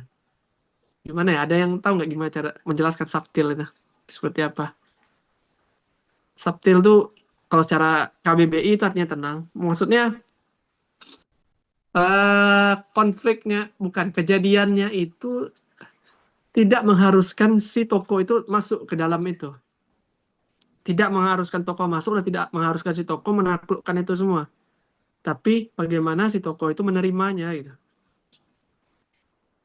Makanya nggak ada, jarang ada tokoh antagonis di dalam karya sastra Asia Timur, novel-novel Jepang. Karena fokusnya adalah pengembangan, tulisan tidak terduga dan akhirnya rekonsiliasi. Nah, rekonsiliasi inilah yang juga membedakan cerita-cerita Asia Timur dengan Barat. Kalau Barat tantangan itu ditaklukkan, kalau orang-orang Jepang tantangan itu ya direkonsiliasi, damai, kayak rekonsiliasi politik gitu kan. Jadi konfliknya nggak lagi jadi pendorong cerita gitu.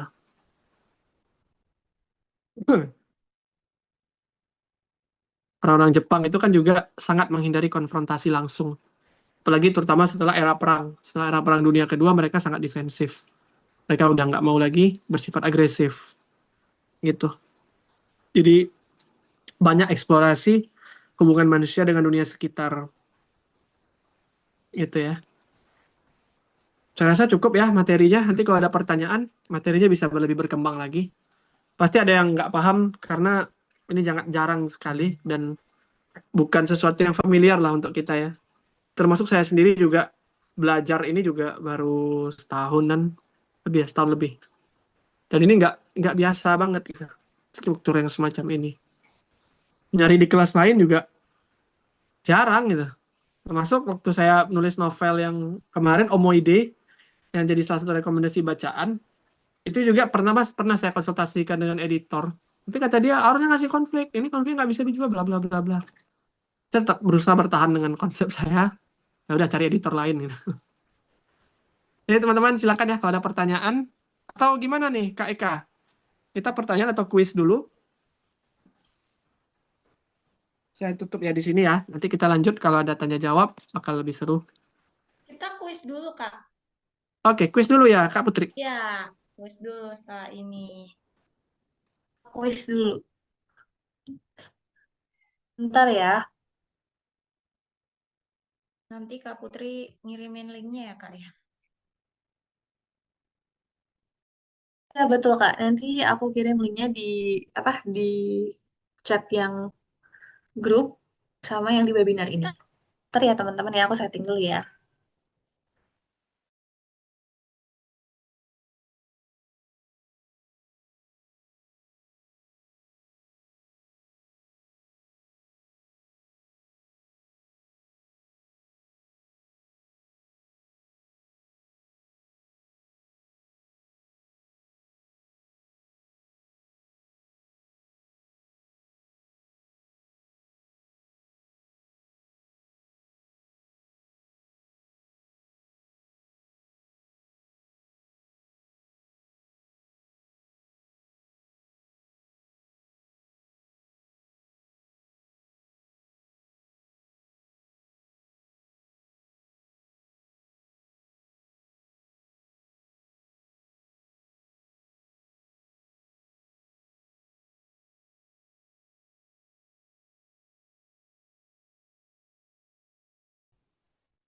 Kuis dulu ya Kak Putri ya.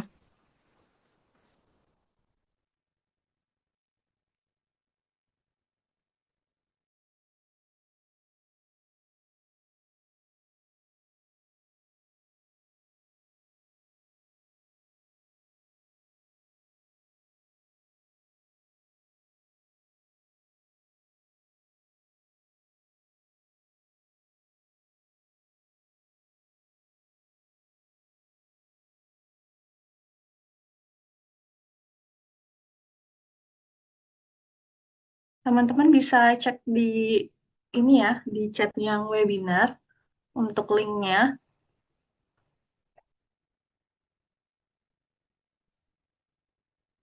Oke. Ini mau aku share screen.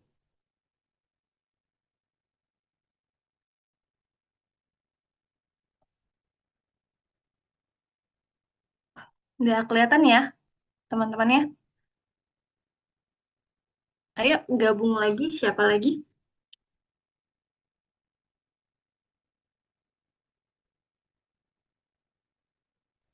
Apa Udah ada. hadiahnya apa nih Kak Putri? Ada hadiah apa ya?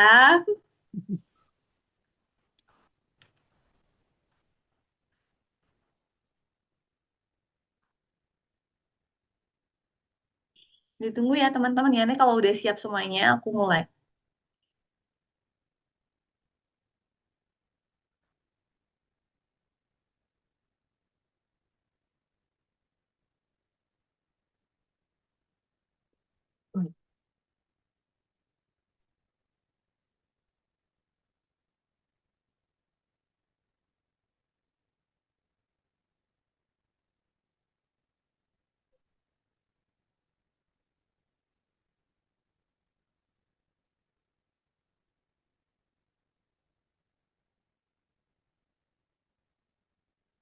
Mungkin yang lain mau ikutan kakak-kakak klinik nulisnya, boleh. Aku tungguin. Kita seru-seruan aja ya. Ini Dapat hadiah setelah nggak kalau tim klinik nulis? dapat hadiah nggak ya? Dapat hadiah nggak ya? Hadiahnya nanti giveaway aja gimana? Jadi teman-teman yang udah ikut kelas hari ini, jangan lupa ikutin apa review webinar kita hari ini karena nanti satu orang terpilih nanti akan mendapatkan satu buku kenangan karya Sony Chan. Nanti syarat dan ketentuannya teman-teman bisa lihat di postingan ya. untuk reviewnya di-upload di Instagram Story aja. Terus nanti mention Sony-chan dan Klinik Nulis. Terus ada tagarnya juga, webinar Klinik Nulis, kelas Klinik Nulis, dan Klinik Nulis. Oke, udah belum? Ini baru ada 8 orang.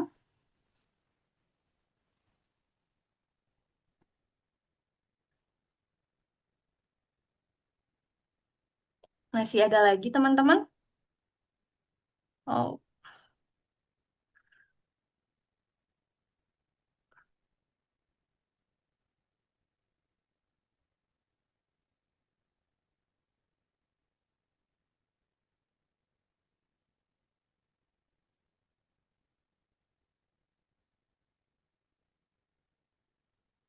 sebentar ya, ini udah keklik ya. Aku nggak bisa ini. Sorry teman-teman, udah keklik ya tadi ya.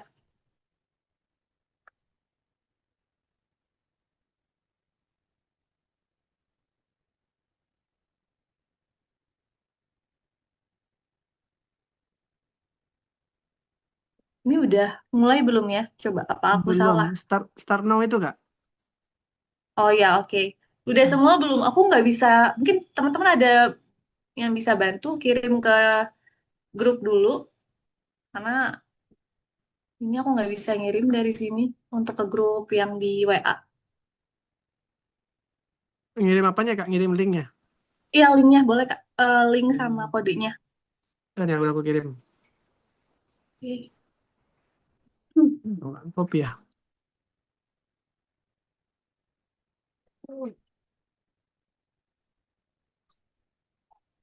Di grup ini ya.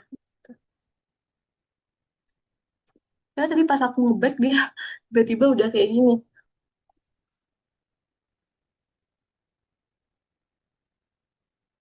Kok nggak bisa di copy ya? Ntar ya, aku coba di iPad.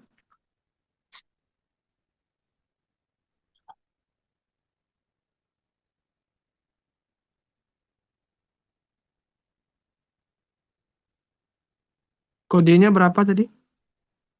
Kodenya tadi ada di Zoom tadi Kak. Udah. Udah Oke. ya. Nah, aku chat itu. Oke. Coba ya. Aku juga coba nih. Oke. Ada lagi yang udah berapa orang yang masuk?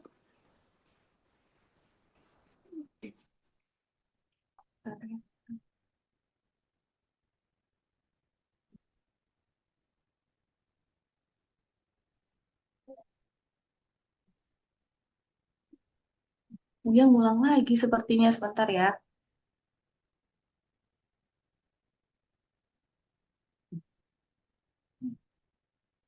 Ulang lagi. Kayaknya karena waktunya udah habis, maaf ya teman-teman ya. Kayaknya dia nggak bisa lama-lama tadi. Oke, coba diulang lagi aja, Kak Putri. Coba diulang Maaf ya, teman-teman. ya, teman-teman. Hmm, Berapa lama waktu tunggunya, Kak? Sepertinya mungkin nggak sampai 5 menit ya Kak. Oke, nanti kita buat 3 menit aja ya. Iya, sebentar ya. Hmm. Oke, boleh diklik ya, teman-teman ya. Maaf ya. Boleh bantu teruskan ke grup ya Kak. Ya, udah sih terusin. Soalnya ini quizzes ini baru ya sistemnya. Hmm, 224 Kodenya. 765 ya.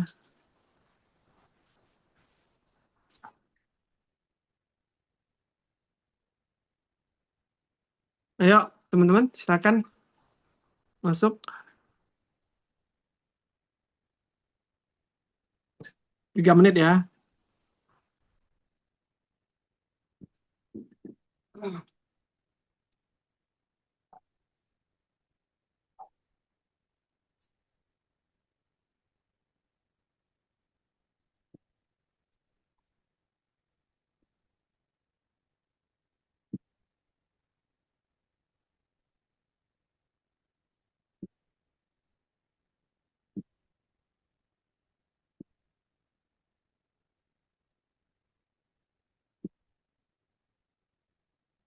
Aku mulai ya. Oh, oke. Kita tunggu 1 menit lagi deh.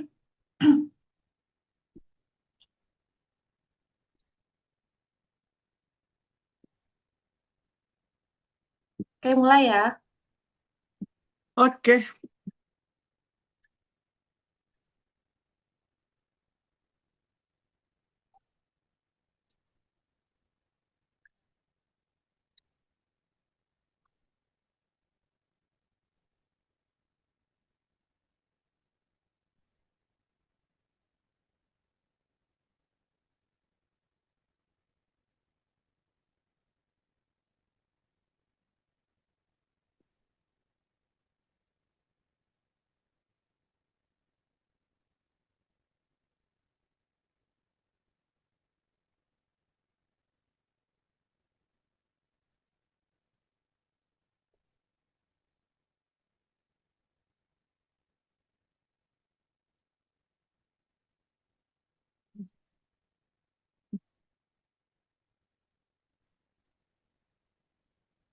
Waktunya sudah habis ya, Kak Put.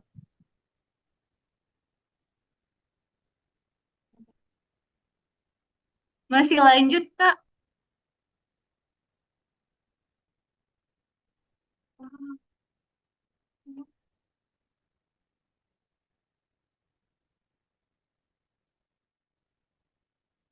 masih jalan kan Kak Wat? Masih jalan, Kak. Ini teman-teman boleh komen ya. Aku soalnya nggak bisa lihat dari ininya, jadi aku next terus nih untuk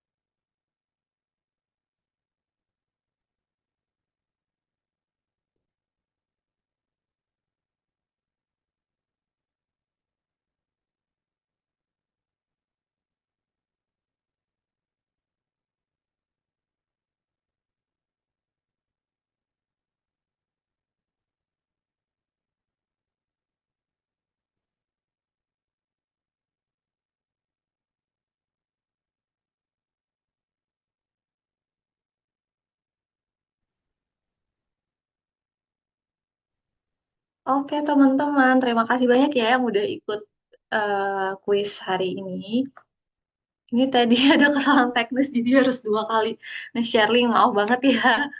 Terus kayaknya jaringan aku juga kurang stabil, jadi aku nggak tahu ya teman-teman kira-kira jaringannya bagus atau enggak waktu ikut kuisis tadi.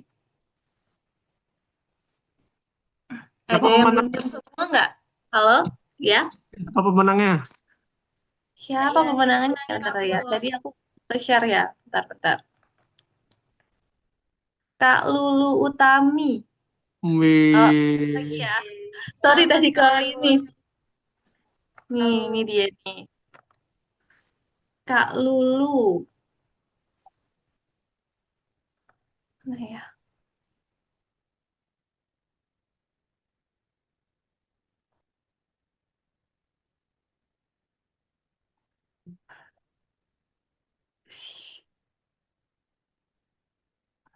Wayground ya namanya sekarang ya. Ya, sekarang namanya udah Wayground. Tadi karena berdasarkan kecepatan juga ya teman-teman. Jadi tadi Kak Lulu itu yang pertama. Kalau dari sini semuanya memang tuh, Nah, Bisa ya diurut. nilainya.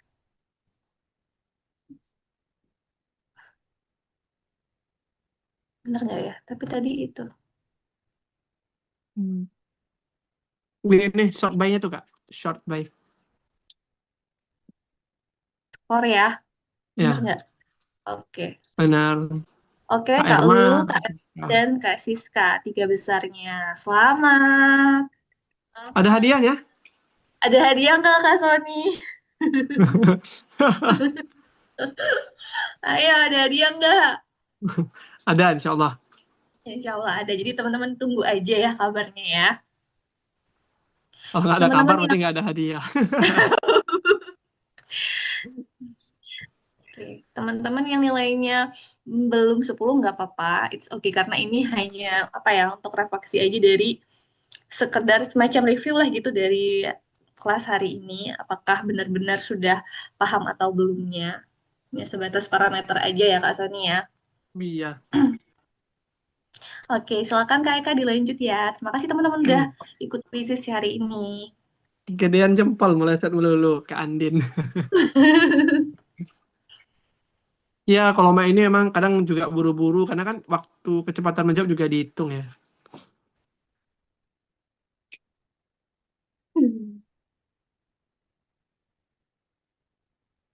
Nggak muncul suara kayak Kak. Mute kayaknya Kak Eka. Enggak sih, nggak mute itu. Kayak Oh, jaringan enggak ya. ya? Jaringan.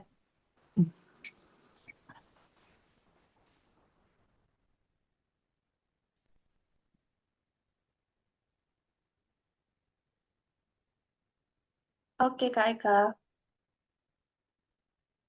Gimana kira-kira perasaan teman-teman ikut kuis tadi? Karena ini baru pertama kali ya Kak Sani ya.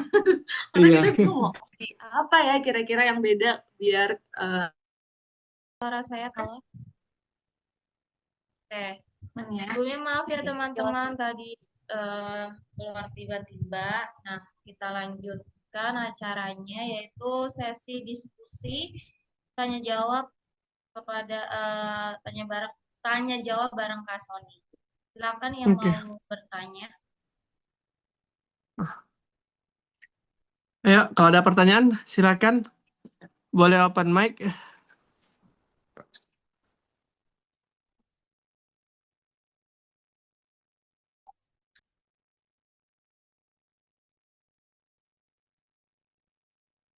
Silakan. Kalau ada pertanyaan, Kak Ami, Kak Andin, Kak Erma, Miss Low, Kak Melda, Kak Opi, Kak Siska. Silakan kalau ada pertanyaan. Boleh ketik, boleh juga ini ya, raise hand aja. Boleh raise hand, boleh open mic. Atau nanti mau ngechat langsung, silakan. Chat di kolom message boleh. Kamu mau nanya? Boleh, Siapa? Kak Melda, silakan. Oke. Iya, Kak Melda. ya, karena Melda. Eh, jadi kamu mau nanya, ini mungkin Hmm? lebih ke pengalaman Kak Sony sendiri selaku penulis. Hmm. Eh, karena ini tuh ceritanya kan nggak ada, apa ya, relatif nggak ada konflik ya.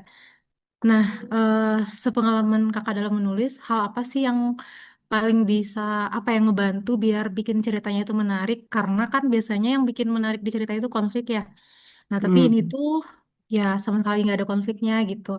Nah, sepengalaman kakak selaku penulis gitu yang ya beberapa kali ngangkat tema ini, gimana gitu caranya biar tulisannya itu tetap menarik tanpa adanya konflik. Paling gitu aja sih. Terima kasih. Oke. Kita paham ya semuanya bahwa saya jawab ya ke Kak Melda. Langsung jawab aja nih, Kak Putri, Kak Eka. Langsung aja ya. Ya, ya silakan Kak. Oke. Pertama, kita sendiri tahu ya bahwa konflik adalah inti dari sebuah cerita. Konflik itulah yang dijual dari sebuah cerita. Ketika orang suka dengan konfliknya, maka cerita itu berpotensi dapat review yang bagus. Nah, sekarang konflik itu ditiadakan. Apa kompensasi yang harus kita berikan? Maka berarti kita harus memberikan sesuatu yang lain gitu dalam cerita kita. Penokohannya harus bagus, plotnya harus bagus, hikmahnya harus bagus, amanatnya harus bagus. Itu yang kita kuatkan. Penokohannya harus kuat. Karena tadi ada, kalau di Kisho Tenketsu ada fase twist, fase 10, maka kita juga harus memberikan pergeseran makna yang bisa mengubah si tokoh utama tadi. Apakah dia menjadi lebih baik, dia menjadi lebih bisa menerima hidupnya, dia bisa menerima keadaannya, atau dia bisa menjadi sosok yang berbeda setelah mengalami fase 10 tadi, fase twist tadi. Gitu, Kak Melda. Mungkin juga ini harus kuat di latar, seperti yang tadi kita jelaskan bahwa novel-novel Jepang itu banyak yang menggunakan latar yang kuat. Pemaknaan-pemaknaan terhadap alam itu sangat kuat. Itu yang harus kita tekankan. Kalau mau dibuat versi Indonesia, ya bisa. Kita eh, bisa apa? Bisa menggunakan mungkin idiom-idiom yang biasa kita pakai sehari-hari, yang dari orang-orang tua kita dulu. Bisa menggunakan filosofi-filosofi orang-orang terdahulu yang di Indonesia. Gitu. Harus ditekankan. Yang kedua, settingnya juga harus bagus. Harus bisa menggambarkan setting itu dengan menarik dan setting itu punya makna. Misalnya latar kejadiannya di Jawa, Jawanya di mana? Oh, di Sukabumi. Terus apakah setting yang menjadi nilai daya tarik di Sukabumi itu terhadap si tokoh? Harus ada nilai jual naskah itu ketika konfliknya nggak ada. Ini yang beratnya Kisho Tenketsu itu.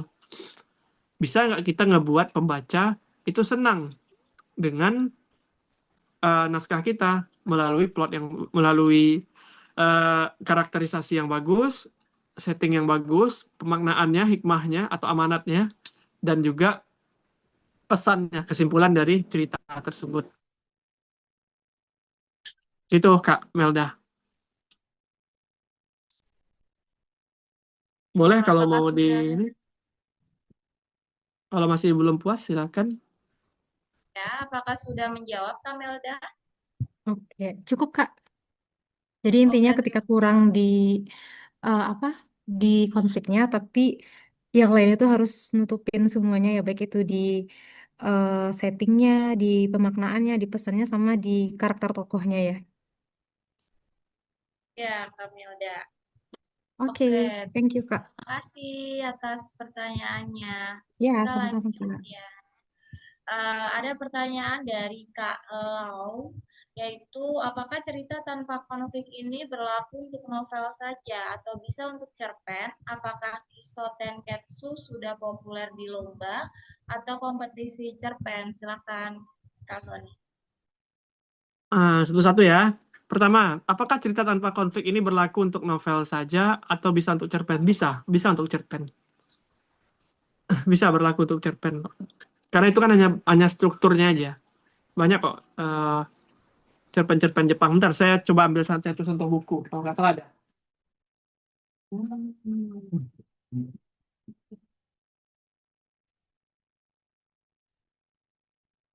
Nih, kelihatan nggak? Harus dimatiin dulu backgroundnya berarti. Oke, ini. Judul bukunya Sengkarut, Natsume Soseki. Ini kumpulan cerpen. Ini juga ceritanya juga datar semua nih, cerita-cerita cerpennya. Malaikat Permen Coklat, salah satu judul cerpennya itu juga cuman menceritakan permen coklat yang diekspor ke berbagai tempat. Itu aja. Atau ada karya yang agak serem, Edogawa Rampo, juga ceritanya datar. Ceritanya serem tapi datar alurnya. Nggak yang meledak-meledak gitu. Ini bukunya tipis, kumpulan cerpen. Ada beberapa cerpen ya yang ditulis oleh penulis-penulis klasik Jepang kayak Edogawa Rampo, Natsume Soseki, Ogawa Mime gitu. Terus pertanyaan yang kedua,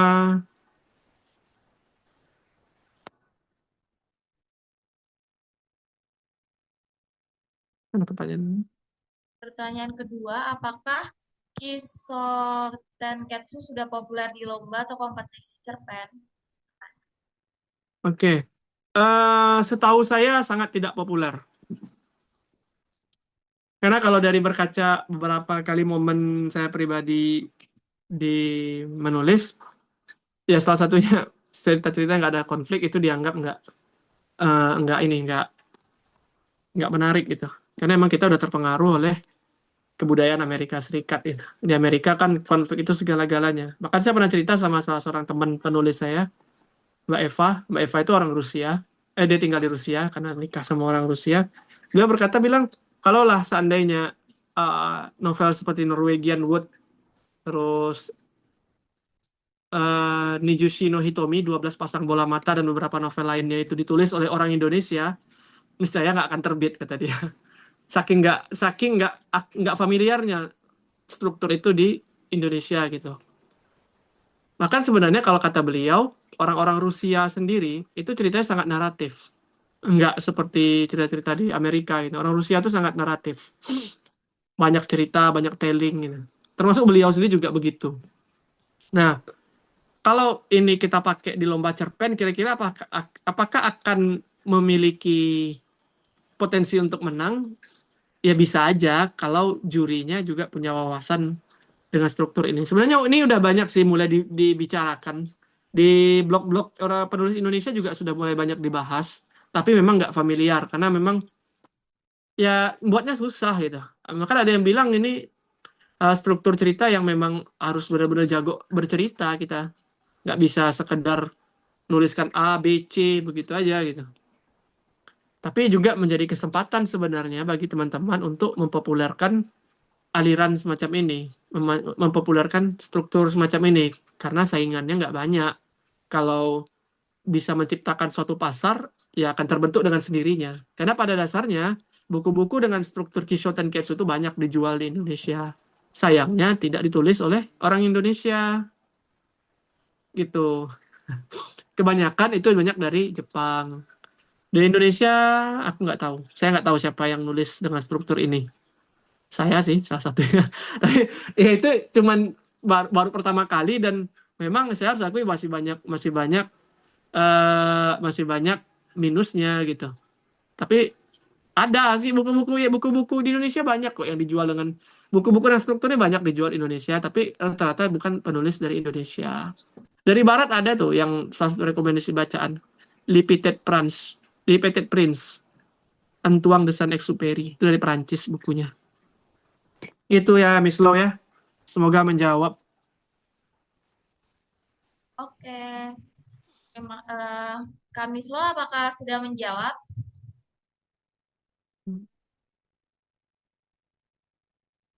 Oke, oke, kalau begitu terima kasih Kak Mislo.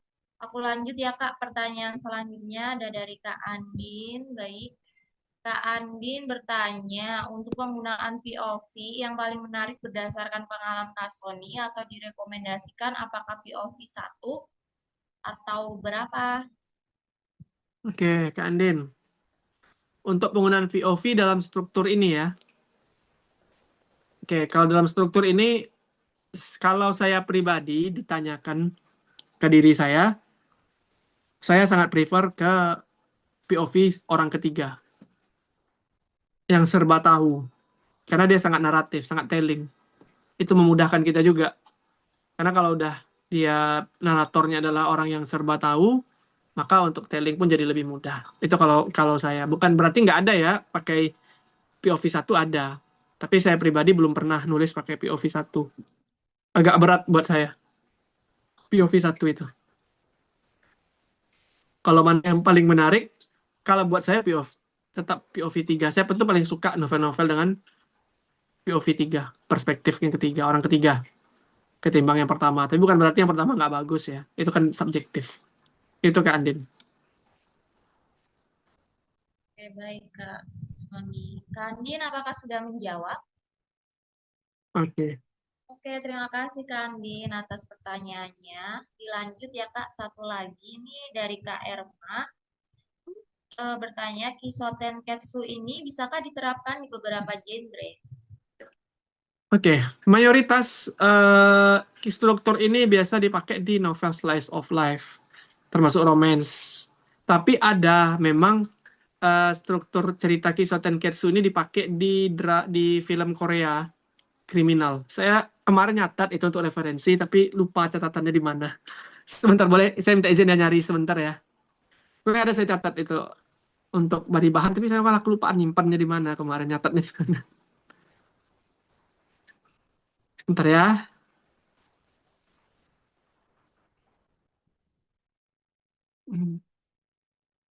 Nah, ini ada deh. Tapi saya belum nonton filmnya, cuman ini saya dapat di artikel yang ditulis di internet. Udah saya simpan. Jadi judul filmnya itu, oh ya,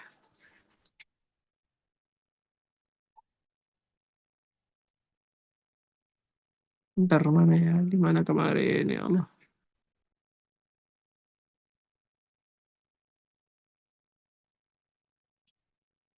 Maaf sebentar. Di mana ya? Ini Memories of Murder tahun 2003 film. Itu saya belum berani membahas film ini langsung karena belum nonton, cuman kata si penulis, tulisannya Inggris lagi. Ini film Korea. Ini filmnya ini menggunakan struktur Kisho Tenketsu, kata si penulis. Saya belum berani komentar lebih jauh karena belum nonton filmnya. Jadi kata dia, woman's body was found under a water tunnel near a rice field in a small Korean province. Jadi ada sesosok mayat yang ditemukan di sebuah provinsi, terus ditemukan oleh detektif Park Duman yang kemudian berusaha menginvestigasi kasus ini. Show, ntar ya, kucing sih nganggu. Duh, sakit Miki. Sana tuh. Show. Penonton tuh diajak untuk mengenali perbedaan antara si Park, detektif Park itu dengan Seo Tae-yoon. Seo Tae-yoon ini seorang oh maaf, Park itu seorang polisi dan si Seo ini seorang detektif. Ada perbedaan pemikiran antara mereka berdua. Jadi mereka itu terjadi macam perselisihan dan perbedaan. Dan twistnya si Park itu terus mengikuti intuisinya dan si Seo itu maaf ya, saya karena belum menonton film jadi nggak berani komen lebih jauh sih. Tapi conclusionnya itu pada akhirnya mengubah perspektif dari si tokoh si Seo ini, kata si penulis. Itu saya nggak bisa komen lebih jauh karena belum pernah nonton filmnya. Cuman ini memang ada, kata dia, film kriminal yang menggunakan struktur Kisho Tenketsu. Paling mudah memang slice of life untuk menggunakan ini. Tapi kalau mau diterapkan ke novel-novel thriller atau horor, bisa aja sih. Nanti bisa dicari seninya seperti apa. Nanti coba saya pelajari ya, gimana caranya. Ada pertanyaan lagi? Silakan. Oke, apakah sudah menjawab Kak Irma? Jika sudah, terima kasih atas pertanyaannya. Terima kasih Kak Sony. Ada lagi yang mau bertanya?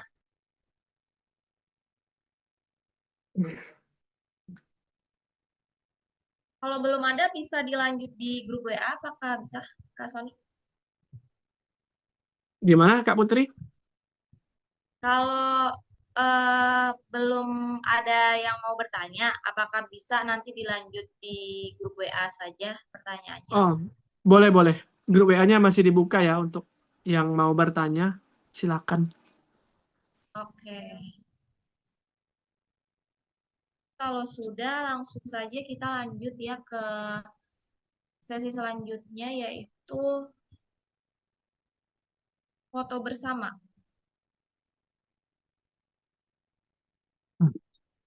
Oke.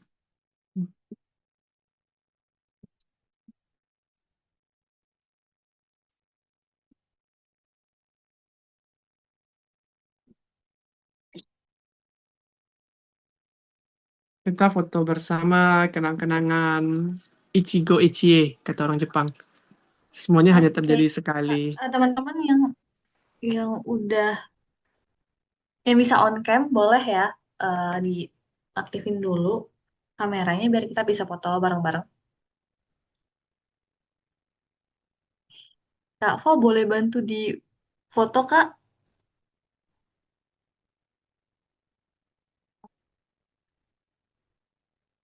Kaput di aku nggak muncul semua. Iya di aku juga setengah ya. Ini cara untuk ini Coba sebentar aku coba dulu ya. coba dulu Kak. Soalnya di aku juga dia munculnya kayak satu yang ngomong, sisanya yang di belakang. Biasanya bisa nih di semuanya. Dia aku bisa nih. Bisa Kak Sani. Bisa. Semuanya kelihatan? Jadi dari aku juga udah bisa. Udah kita Nggak, boleh. Boleh mulai dari aja ya. Kak Eka dan Kak Sani. Boleh. Oke. Oke. Gue semua on cam terlebih dahulu. Oke. Udah, belum? Oke. 1, Ayo. 2. Oke, sekali lagi ya. 1, 2. Oke. Oke. Ya. Terima kasih. Kalau masih ada ingin bertanya, silakan ya di grup boleh. Ada yang mau tanya-tanya atau berminat membuat cerita dengan struktur Kisho Tenketsu, silakan. Bisa dijadikan ini nanti alternatif. Dapat skema baru lah untuk nulis cerita. Biar nggak boring gitu. Biar lebih berwarna dunia literasi. Karena walau bagaimanapun, menulis itu adalah pekerjaan kreatif yang seharusnya tidak dibatasi oleh aturan, tidak terbatas pada aturan-aturan tertentu. Ya, karena tafsir kitab suci aja bisa menyesuaikan kok. Kenapa ketika nulis cerita fiksi kita harus terlalu kaku dengan aturan.